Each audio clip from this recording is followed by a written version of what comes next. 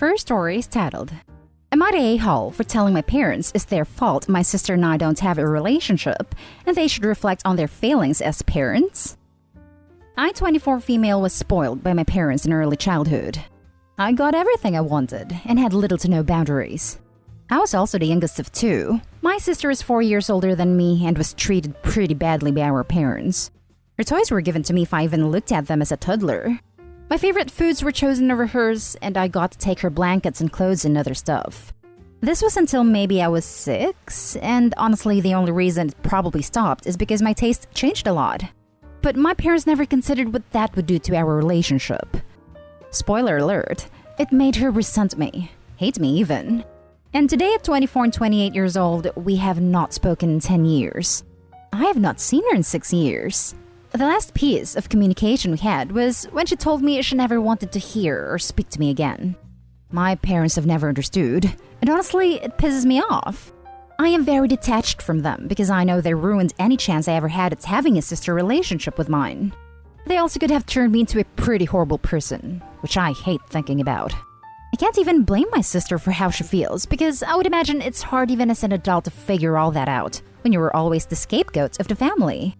I last spoke to my parents a month and a half ago, and they were going on and on about my sisters and my relationship or lack thereof, and how they could not understand why we wouldn't even try to get along. And I couldn't believe it. So I told them they should look at their failings as parents, and the blame they have in all of this. They were shocked. I told them they messed things up, and they still don't get why. They said I was rude. My uncle, who I'm close to, said he understood saying what I did but could have handled it better. Am I the a-hole? Now for the top comments. You say this stopped when you were 6, and assuming your sister left immediately at 18. You being at that point, there are at least 8 years of your relationship and interactions with her that are completely left out of this post that would have an effect on this. So what was your behavior toward your sister during that time? I tried to get closer with her. I wanted us to hang out and stuff, but she rejected me. I remember giving her back the old stuffed bear she used to treasure, because when I realized even that was hers, I felt awful, but she didn't want it back. By the time I truly realized what was going on, the damage was done, and eventually I just hoped that eventually things would get better. So while I didn't take her stuff, I didn't try to force myself on her either. You're getting a lot of flack here, and I'm sorry for that. You didn't choose how you and your sister were raised. You were not at fault for your parents' favoritism. It sounds like you recognized what was going on and tried to make amends. But I can understand why her treasured bear was a tainted memory. And by extension, why she can't bring herself to have a relationship with you. You seem to also respect your boundaries there. I feel for your sister, and I also feel for you. You lost your sister through your parents' actions, and now you have to hear them whine to you that you guys aren't closer? No wonder you flipped on them. They needed to hear it. I'm so impressed that by 14 you were able to recognize how messed up your family dynamic was. And as a young teen, you were able to turn yourself around and become such a compassionate person. You were raised to treat your sister badly, and that was the only dynamic model to you. But you snapped out of it and recognized that she's not to blame for her coldness towards you. I honestly would send your sister a letter. Explain that you know and understand why she resents you, and that while you won't force her to do so, you would really like to have a relationship with her. Suggest a therapy session. The worst that could happen is she says no. Don't send multiple letters, just one. Info. There's a lot omitted here. If any favoritism stopped when you were 6, that's a long time for her to continue to resent you. What happened when you were older? What was your relationship like when you were teens? It sounds like the taking stuff stopped, but not the favoritism. You can make sure to always cook one kid's favorite meal, put a little more effort into their birthday, etc. Rare to see the golden child admit to their status, and use their status to tell their parents that the favoritism has caused long-term damage. Since the scapegoat child will always be ignored when the favoritism is brought up. Not the a-hole from this scapegoat. You tried. Most golden children never realize, and if they do, never bother. Now for the next story. Am I the a-hole for telling my mom I'm not going to be her second choice just because my brother died? Me, 23 male, and my mom don't have the best relationship. My parents broke up when I was 2. My mom was trying to do college. So I was mostly with my dad and she'd have me every weekend. When I was 6, she got married, and then a year later had my half-brother, Tommy. After that, she was canceling our meetups or days I go over there because she was busy, missing out on school stuff, and then birthdays. I barely saw her after that, and her reason always was being busy with my half-brother. I never even met him, like at all. I could also tell when I was around that her husband didn't like me. He was always serious around me and never actually spoke to me. Years went on and it just went to total no talking at all. My dad got married to my stepmom when I was 10, and she's really great. So 9 months ago, I heard from my grandparents on Facebook that Tommy passed. I don't know the full details. All I know is it was some accident and he had serious injuries. Thought about reaching out to my mom, but it felt weird since we haven't talked in years. She ended up the one messaging me. First telling me about what happened to Tommy and then apologizing for not keeping contact with me for years. Pretty much she wants to meet and for us to have a relationship again. It just felt off to me that she's doing it only now after Tommy passed. I know some of you are gonna say losing him maybe made her realize she was a terrible mom to me, but still, if this hadn't happened, then it's like she never would have reached out and wouldn't be trying. I told her this too, and that I'm not interested in us having anything at the moment.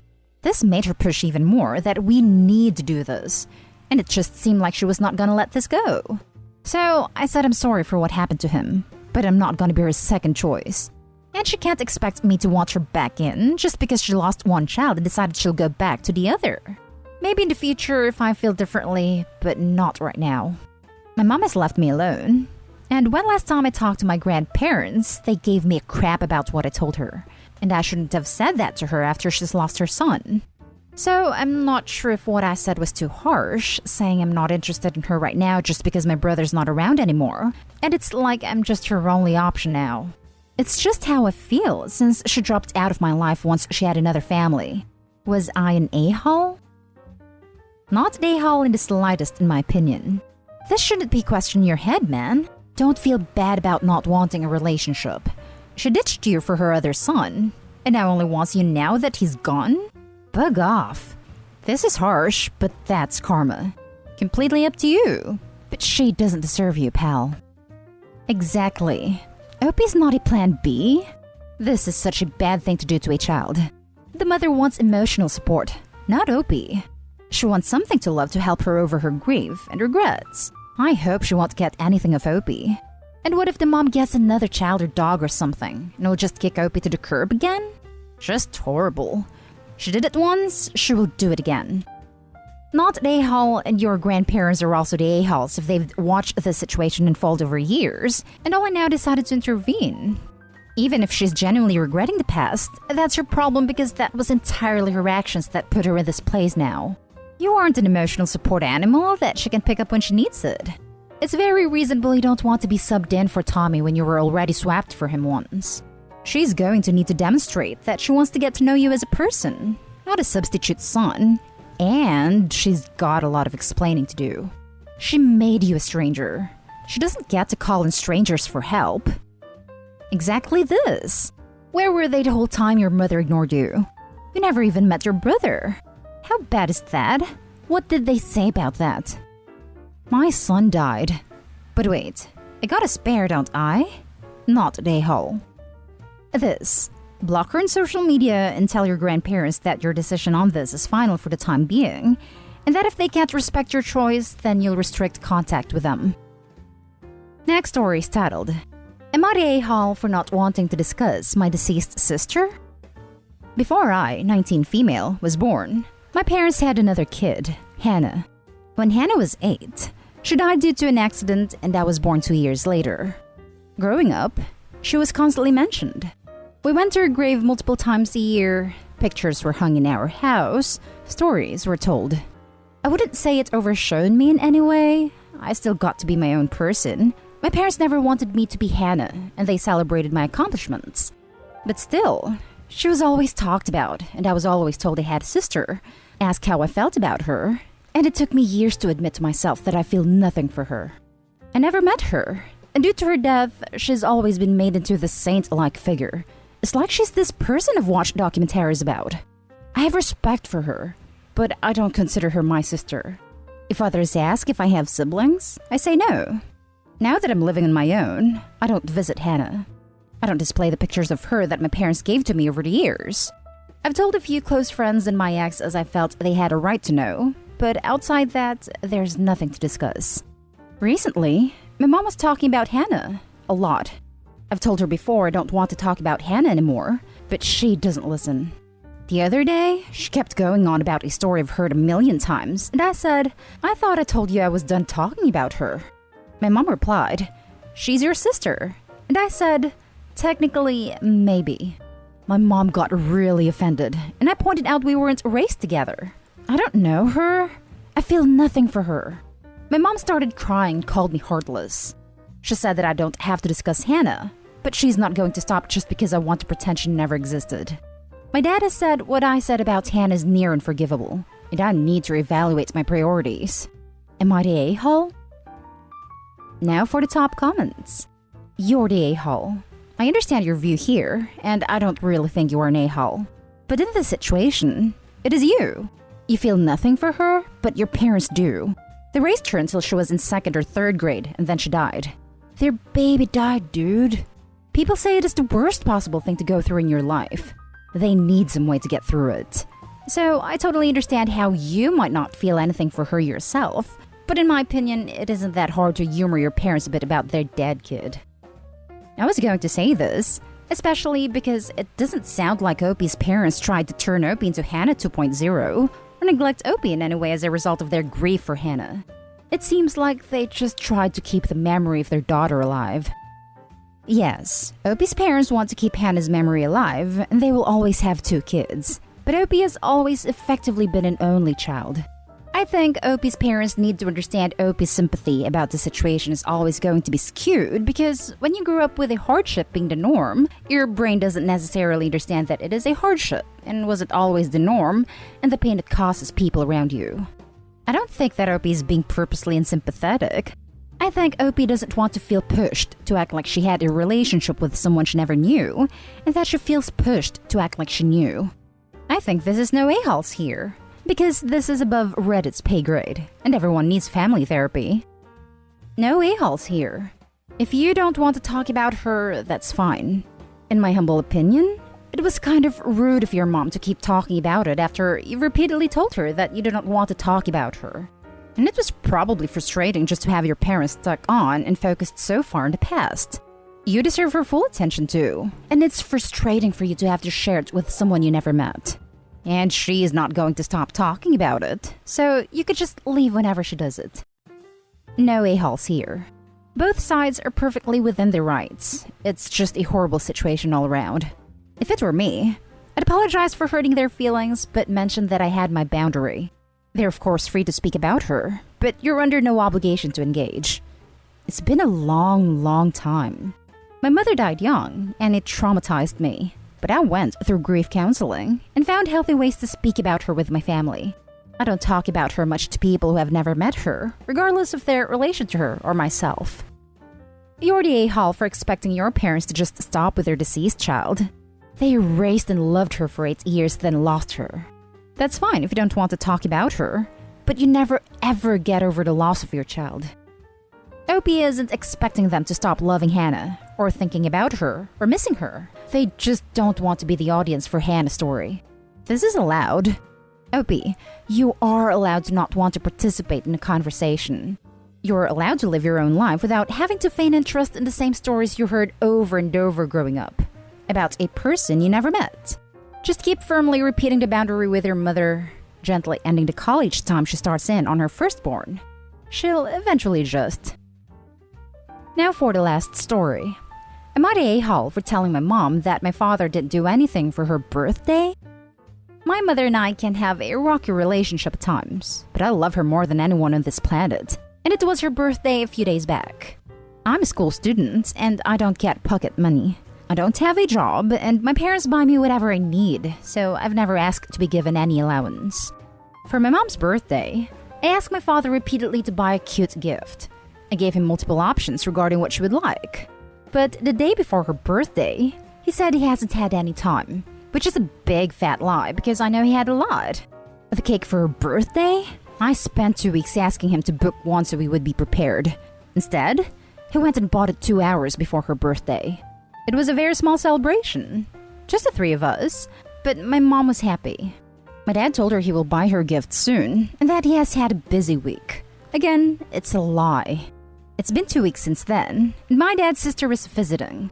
She didn't even bother wishing my mom on her birthday, and my dad asked my mom to select a gift for her sister as she's leaving. My mom asked if he had forgotten about her, if he didn't value her, and why should she buy gifts for a woman who talks trash behind her back when her own husband didn't buy her a birthday gift. A few hours later, my mom was crying, and I told her that he didn't buy anything despite me pestering him for weeks, and the cake came because I demanded it. My dad even yelled at me for bothering him about it. She was more sad, but told me that as I don't even earn money yet, and I am young, I shouldn't be worried about it.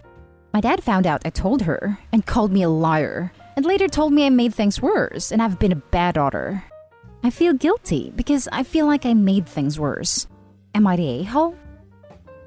Not the a-hole, but Opie, your parents' marriage is not your responsibility. You didn't make things worse. You just didn't want to lie to your mother for your dad. Whatever happens between them is their choice, but you made your stance clear that you won't be part of this cover-up in the future. The reality is, if he cared, he would have done anything. And if your mother doesn't want to be taken for granted, she has to take steps to stop it. Whatever happens is not your fault. Oh look, straight up gaslighting. Not the a-hole, Opie, but your dad is manipulative as heck. Not the a-hole. Good on you for doing everything you could have for your mom. Your dad sucks and is trying to blame you for a problem he created. His sister sucks too. Not the a-hole. Your father is the total a-hole. Start saving up money for when you, and maybe your mother, leave. Ask for money for school and clothes, etc. regularly and save it. Try to get a job. You're gonna need money to get away from this situation. It's not dire. My mom works and has a good job, so if anything happens, it won't be bad. He's just so uncaring sometimes. This is a sign of a deeper problem, that he doesn't care enough to make an effort to be kind. If I were you, I'd give it to him straight that if it doesn't shape up his behavior, he might not have a marriage when he grows old. A person can only tolerate this kind of disrespect for so long. To ignore her birthday gift is a power play on his part. He's actively trying to see how terrible he can be to her in order to show her that she's worthless. Or maybe leave the issue alone. It may be for the best that she leaves. Your call. And that's the end of this video, folks. As always, leave a comment and hit like and subscribe. And if you want more of this content, turn your notification on to get updated on the latest videos. And I'll catch you in the next one. Stay safe.